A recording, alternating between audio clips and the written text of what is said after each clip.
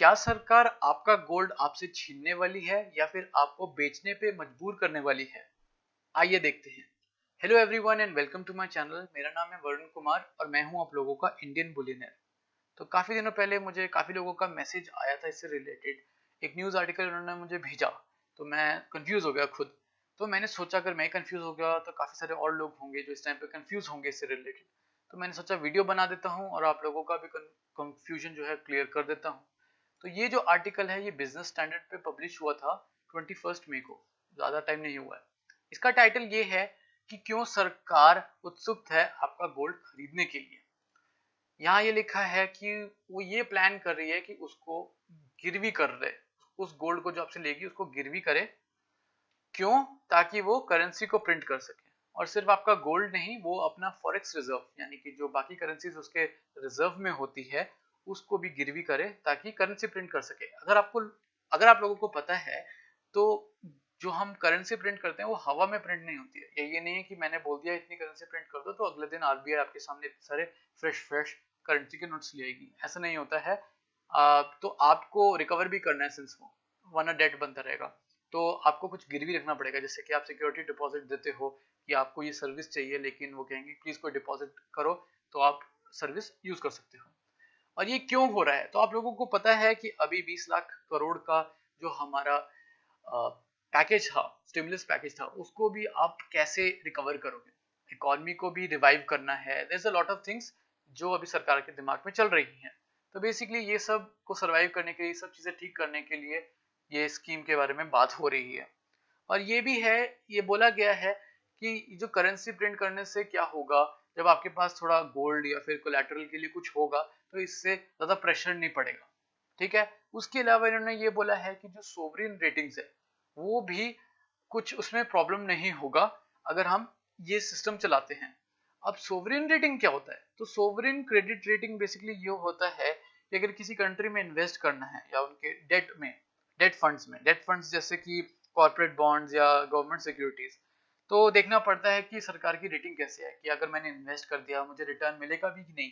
आप ऐसी जगह तो इन्वेस्ट नहीं करना चाहेंगे ना जहां आपको रिटर्न ही ना मिले, या फिर लगे कि आपने जितना पैसा दिया है उससे आपको कम ही मिले upon let's say maturity.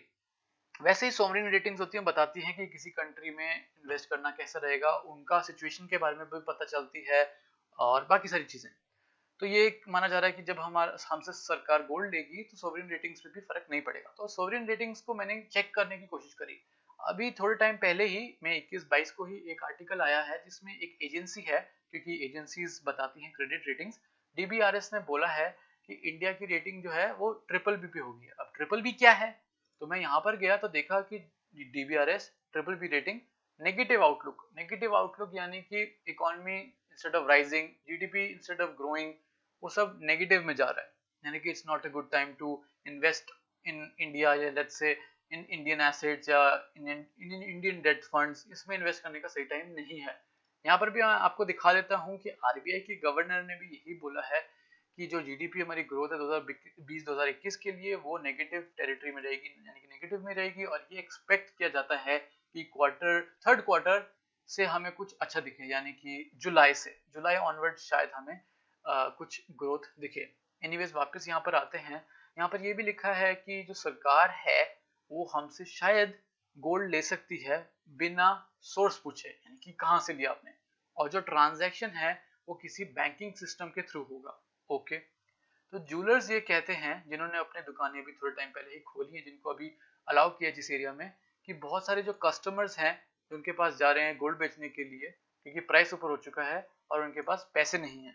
Make sense, आपके पास पैसे नहीं है खर्च करने के लिए, बट आपको पैसे चाहिए, तो आप स्टॉक्स बेचोगे। स्टॉक्स आपके सारे रेड में हैं, आप सोच रहे हैं चलो थोड़े टाइम बाद देख लेंगे जब ग्रीन में हो जाएगा, बट आपके पास कुछ और ऑप्शन है नहीं।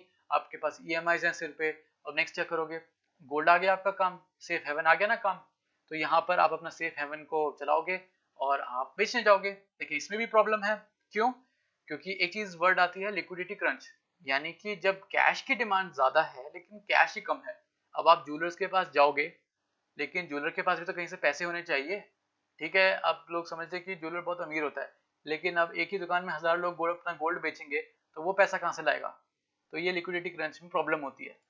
क्योंकि ये एक्सपेक्ट किया जाता है जैसे जैसे और स्टोर्स खुलेंगे तो कस्टमर्स जाएंगे और अपना गोल्ड का होल्डिंग बेचेंगे, जिनको पैसे की जरूरत है वो बेचेंगे। एंड इसमें कुछ गलत नहीं है, क्योंकि आप गोल्ड इसीलिए लेते हो, इमरजेंसी के लिए या फिर किसी और को देने के लिए, या फिर बहुत सारे रीजन होते हैं। अगर गवर्नमेंट इसको स्ट्रीमलाइन कर देता है, इसको सेटअप कर देता है, जो गोल्ड सेलिंग प्रोसेस को बैंकिंग सिस्टम्स के थ्रू लिंक कर देता है, तो बहुत सारा जो गोल्ड होगा वो लीगली मोनेटाइज हो जाएगा। इंस्टेड कि आप मान लो ज्वेलर के पास चले गए, इसको बोलोगे कि कम पैसा थोड़ा दे दे लेकिन अपनी किताब में मत लिख या कुछ ऐसा, ये करने के बजाय आप अपने बैंक में जाओगे जहां पर हर एक चीज की वैलिड एंट्री होती है, वहां पर आप कुछ उल्टा काम नहीं कर सकते। तो ये चीज आ जाती है, ठीक है। और यहाँ ये भी लिखा है कि जो हमारा इकोनॉमिक रिलीफ पैकेज है उस पर भी ज़्यादा जोर नहीं पड़ेगा जब उसकी रिकवरी का टाइम आएगी। यहाँ पर ये भी है कि एक ऑफिशियल जिनको पता है डेवलपमेंट के बारे में, उन्होंने ये बोला है कि जो सरकार है उसको ये वादा करना पड़ेगा, अश्योर करना पड़ेगा कि जब वो हमसे ये गोल्ड लेगी तो कोई हमसे क्वेश्चन नहीं पूछेगी कि ये गोल्ड कहाँ से आया। जब मैंने ये पढ़ा ना, मेरे दिमाग में आया काला धन, करप्शन, लेकिन गोल्ड के टर्म्स में, बिकॉज ये चीज आती है। लेकिन फिर उसके बाद मुझे लगा कि हमारा इतनी बुरी हालत हो चुकी है कि अब हम लोग ऐसे गोल्ड को भी ले लेंगे जो मे बी काले धन से खरीदा हुआ हो। एंड मैं आपको सच बताऊं तो जब आईटी आई थिंक रेड्स होती हैं, जो भी रिटर्न रेड्स होती हैं सॉरी, तो क्या कहते हैं, आपसे सबसे पहले क्या पूछते हैं, जो आपके पास ये सोना है इसका आपके पास प्रूफ है कि आपका है, ये आपके पास रिसीट है। तो बेसिकली जब आपके ऊपर ये बादल होता है तो सबसे पहले आपसे ये पूछा जाता है। लेकिन इस टाइम पर जब हमारे देश की हालत, हमारी जीडीपी इकोनॉमी काफी ज्यादा पीछे जा चुकी है, तो इस टाइम पे गवर्नमेंट भी डेस्परेट है कि आपका सोना बिना पूछे ले। या तो ये प्रपोज किया गया है कि ऐसे ले क्योंकि इजी हो जाएगा। अब आपको पता है अगर जो लोग काले धन से गोल्ड लेते हैं, बिना रिसीट्स के गोल्ड लेते हैं सस्ते के चक्कर में, उनको इस टाइम पर ये थोड़ा रिलीफ मिलेगा कि ओ वाओ, थैंक गॉड मैंने तो बिना रिसीट के लिया था, मैं तो बड़े आराम से उसे बेच दूंगा। But in the end that is wrong, when you are not paying your taxes, वो गलत है। मैं हर वीडियो में बोलता हूँ सस्ता मिलेगा, लेकिन सस्ता इज इक्वल टू अच्छा नहीं होता है। और इस टाइम पर जब सरकार को पैसे की जरूरत है, आपके देश की जरूरत है पैसे की, तो फिर वो चीज फिर भी आपको कभी ना कभी खड़केगी। तो यहाँ पर ये लिखा है कि जब आप अपने फॉरेक्स रिजर्व को कोलैटराइज करोगे, यानी कि किटी का क्या मतलब होता है, रिजर्व, ठीक है, रिजर्व बैंक मान लो आरबीआई, तो कोलैटराइज करोगे जब आप अपने फॉरेन एक्सचेंज की करेंसी को, और उसके साथ आप जो अपने गोल्ड भी लिया है उससे आप करेंसी प्रिंट करोगे, तो उससे हमारी जो सॉवरेन क्रेडिट रेटिंग है वो भी मेंटेन रहेगी, ज्यादा प्रॉब्लम नहीं होगा। होपफुली नीचे तो नहीं जाएगी, लेकिन ऊपर जाने के भी चांसेस नहीं दिख रहे। ये भी प्रपोजल दिया है। एक और प्रपोजल है कि जो गोल्ड लिया जाएगा हाउस होल्ड से और उसकी जगह बॉन्ड दिया जाए। ओके, बॉन्ड्स भी आ गए। और ये बोला गया है कि टेक गोल्ड, ये नहीं बोला है कि स्नैच गोल्ड या कॉन्फिस्केट गोल्ड। काफी लोग इस लाइन से हाईलाइट कर रहे थे, हमारे टेलीग्राम ग्रुप पे भी ये हाईलाइट हुआ था एक बार कि ये क्या चीज है। तो टेक लिखा है, टेक का मतलब मेरे हिसाब से तो ये लेगा, ये मतलब थोड़ी कि आपसे छीनेगा, ठीक है। तो प्लीज वर्ड्स को ध्यान से पढ़िए, डबल डबल दो दो बार पढ़ें ताकि आपको भी डाउट ना हो। लेकिन ये बोल रहे हैं कि जैसे गोल्ड बॉन्ड मार्केट अभी इतनी लिक्विड नहीं है, पेपर एसेट्स में लोग क्यों इन्वेस्ट करना चाहेंगे इस टाइम पे, unless you are a starter, कि आप स्टॉक्स में जा रहे हो या फिर आप पेनी स्टॉक्स, सस्ते वाले स्टॉक्स सारे लेना चाहते हो इस टाइम पर, तो I think it's a good time. But अगर इन दी एंड आपको रिसेशन ही मिलने वाला है, तो फिर आप चाहे 1 रुपए में स्टॉक ले लो, उसके भी अगर 10 पैसे बन गए रिसेशन के समय, तो आपने फिर 90 पैसे लूज कर लिए। तो वहां पर भी एक अच्छा ऑप्शन नहीं है आपके पास। Paper assets are not worth it as of now, और रिसेशन के समय तो बिल्कुल नहीं। तो यहाँ पर ये बात होगी। तो यहाँ पर ये है कि अगर बॉन्ड होल्डर्स ने बेचना शुरू कर दिया लिक्विड के लिए, फिर सरकार के ऊपर वही पानी फिर जाएगा प्लान पे। सरकार का मेन मोटिव तो यही है कि वो ऐसे काम ना करे, लोग ऐसे काम ना करे कि वापस उनको सरकार से फिर से पैसा लेना पड़े। अब एक बार उन्होंने ये असाइन कर दिया तो मच बेटर, ऐसा किसी गोल्ड इंडस्ट्री के सोर्स ने बोला गया, ठीक है। अभी मार्केट प्राइस के हिसाब से इंडियन हाउस होल्ड जिनके पास अराउंड 25,000 टन गोल्ड है, जो कि आपने बहुत बार सुना होगा मेरी वीडियोस में, उसकी वैल्यू 1.5 ट्रिलियन डॉलर्स पे। ओ भाई साहब, 1.5 ट्रिलियन डॉलर्स, तो दैट्स अ लॉट। इंडिया की जो फॉरेन एक्सचेंज रिजर्व किटी है उसमें 480 बिलियन डॉलर है। I think I know where this is going, but let's see. अगर कह रहे हैं कि इसमें से 5 या 10% को भी कोलैटरलाइज करा जाए, यानी कि रखा जाए लोन की तरह और फिर करेंसी को प्रिंट करा जाए, यहाँ लिखा है few trillion worth of new currency, बिना कोई फिस्कल प्रेशर के, और इससे हम एक तरीके से और पैसे इंजेक्ट कर पाएंगे लोगों के हाथ में। आ गया पॉइंट, ये पॉइंट था जो मैं बोलने वाला था। इससे क्या होगा, जो बहुत सारा अनप्रोडक्टिव गोल्ड है हमारे घरों में, हमारे कबर्ड्स में, वो मोनेटाइज हो जाएगा। सरकार ने गोल्ड मोनेटाइजेशन स्कीम से बहुत कोशिश करी थी कि लोगों का गोल्ड घर से बाहर आए, लेकिन वो फेल हो गया अनफॉर्चुनेटली स्कीम। तो मे बी इसके थ्रू ये चीज हो जाए, बिकॉज इस टाइम पर एक्चुअली लोगों को पैसे की जरूरत है, मजाक नहीं है, लोगों को सच्ची में पैसे की जरूरत है। तो मे बी इस टाइम पर ये चीज चल जाए। It is not a scheme, but मतलब अगर उसका स्कीम नाम रख दें तो स्कीम ही होगा, but it is something like कर दो प्लीज, हमें पैसा चाहिए, हमें अपनी इकोनॉमी को रिवाइव करना है। ये टाइम चल रहा है अभी।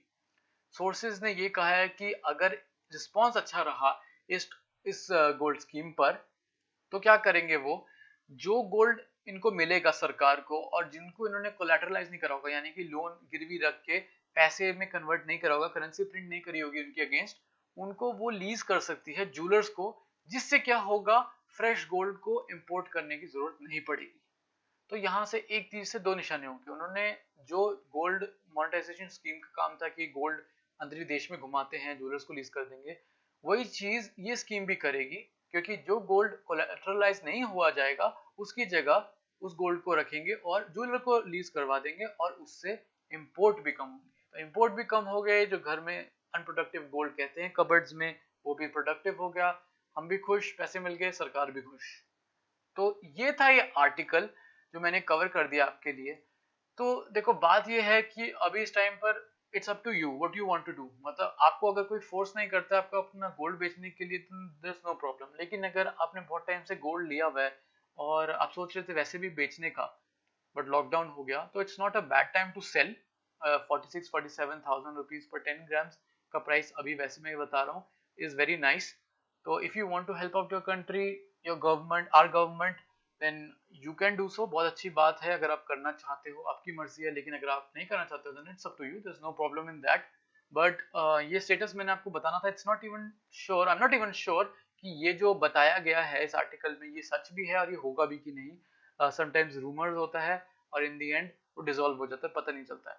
But let's hope, let's see कि व्हाट हैपेंस नेक्स्ट। मेरा काम था आप लोगों को बताने का, because I wanted you to know कि ये चल क्या रहा है आजकल। बाई चांस आपको कहीं और से सुनने में आएगा और आप सोचोगे पता नहीं क्या हो रहा है, फालतू में पैनिक अटैक में आ जाओगे, ऐसा नहीं करना। लेकिन एक और चीज बताना चाहता हूँ कि यूएस में 1933 में एक एग्जीक्यूटिव ऑर्डर साइन किया गया था। उसमें ये बोला गया था कि गोल्ड आप इलीगल हो जाएगा ओन करना। अगर आपके पास गोल्ड कॉइन्स हैं, गोल्ड कुछ भी है, तो वो इलीगल है, यानी कि आप ओन नहीं कर सकते, उसे रख नहीं सकते। सिमिलरली इंडिया में भी 1968 में गोल्ड कंट्रोल एक्ट हुआ था, उसमें भी कुछ ऐसे सिनेरियो हुआ था। तो मैं आपको डराना नहीं चाहता, लेकिन बता रहा हूँ कि कुछ पता नहीं है। At times when the government needs money, revive करना है हर एक चीज को, because everything is down right now, then confiscation could be something, but chaotic हो सकता है। अगर आप नहीं बेचना चाहते कुछ चीज, लेकिन आपको कोई फोर्स करे, तो आपको पता है दिस इज नॉट नाइस। सो वो लोग भी अलग अलग तरीके से उसे ट्रीट करेंगे और उसे रिप्लाई करेंगे। तो I don't think so gold confiscation आज के जमाने में होने वाला है, that is my thinking. But let's see. अगर आपको ये वीडियो अच्छा लगा हो, आई होप अच्छा लगा होगा, तो प्लीज वीडियो को जल्दी से लाइक करो।